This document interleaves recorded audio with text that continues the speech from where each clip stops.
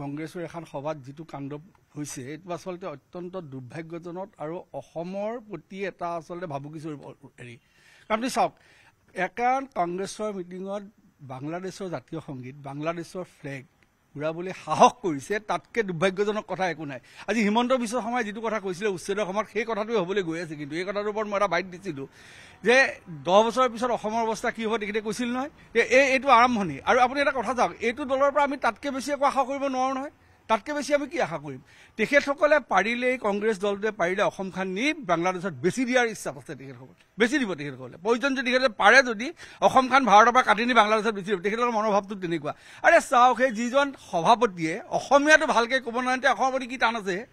অসমীয়া ভাষাটো তেখেতে ক'ব নাজানে ভালকৈ, তেখেতৰ অসমৰ প্ৰতি কি টান আছে কওক? আজি এই কি প্ৰিয়ংকা খাৰ্গে নে কি কৰ্ণাটকৰ মিনিষ্টাৰজনে অসমৰ ছেমিকণ্ডাক্টৰৰ ওপৰত তেখেতে ইমান কথা ক'লে, আৰু তেখেতে এতিয়া মই আজি দেখিছোঁ ছ'চিয়েল মিডিয়াত তেখেতক বচাবলৈ চেষ্টা কৰিছে। তেখেতে কি কৈছে? অসমীয়া মানুহে ইংলিছ বুজি পায়, আপুনি অসমীয়া বুজি নাপাব পাৰে, অসমীয়া ভালকৈ ক'ব নোৱাৰিব পাৰে, কিন্তু অসমীয়া মানুহে ইংলিছ ঠিকেই বুজি পায়। তেখেতে কি ক'ব বিচাৰিছে সেইটো অসমীয়া ৰাইজক বুজা মানে এই দলটো আচলতে মই আজি মুখ্যমন্ত্ৰী ডাঙৰক অনুৰোধ কৰিছোঁ, এই যিসকল ব্যক্তি আজি শ্ৰীভূমিত কামবৰ্ড কৰে, তেখেতক চুচুৰাই আনি সিহঁতক ৰাস্তাত কোবাই আচলতে জেলত সোমাই দিব লাগে। ৰাষ্ট্ৰ বিৰোধী মানে এটা আইনত সিহঁতক আচলতে জেলত কোবাই সোমাবলৈ, তাৰ বাহিৰে আৰু গত্যান্ত একো নাই। এই ধৰণৰ যদি এই চাওক, আজিৰ দিনত সেই ধৰণৰ ব্যক্তিয়ে সাহস কৰে নামৰ পিছত অসম লিখিবলৈ। আজি আমি ছ'চিয়েল মিডিয়াত দেখিছোঁ, মুখ্যমন্ত্ৰী ডাঙৰীয়াই কৈছে অসম লিখিবলৈ সাহস কৰে। কিহৰ অসম তোহঁত?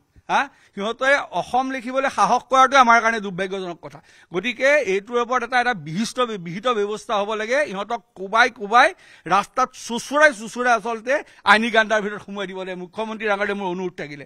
গতিকে এইটো যদি এতিয়াই যদি খুব এটা কাৰা ইয়াৰ ওপৰত ডিচিশ্যন লোৱা নহয়, তেতিয়াহ'লে এদুৰ লোটা নিয়া চেও ইহঁতে এই ধৰণৰ কাম আৰু আগুৱাই আহি কৰিব। এতিয়া শ্ৰীভূমিত কৰিছে, তাৰপিছত দেখিব আমাৰ লোৱাৰ আছামৰ কিছু জেগাত সিহঁতে কৰিবলৈ সাহস কৰিব। গতিকে এইটোৰ ওপৰত এটা একদম দৃষ্টান্তমূলক শাস্তি হ'বই লাগিব।